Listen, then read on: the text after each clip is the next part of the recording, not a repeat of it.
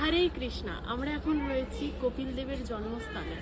এখন আপনাদেরকে যে সরোবরটা দর্শন করাবো সেটা স্বয়ং ভগবানের প্রেমের অস্ত্র দিয়ে সৃষ্টি হয়েছিল, তাই যার নাম বিন্দু সরোবর।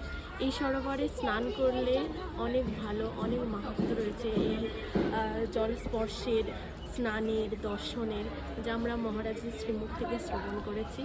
এখন হচ্ছে আমরা এই সরোবর তোমাদেরকে দর্শন করাবো। হরে কৃষ্ণ। তো এই হচ্ছে সেই পবিত্র সরোবর, বিন্দু সরোবর। সরোবরটা দেখো।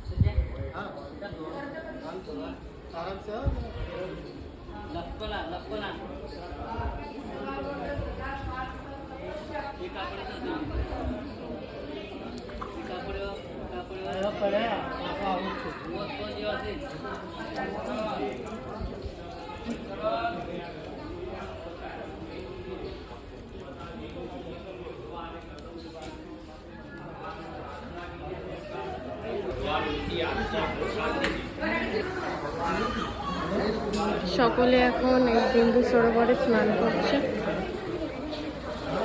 রয়েছে মহারাজ।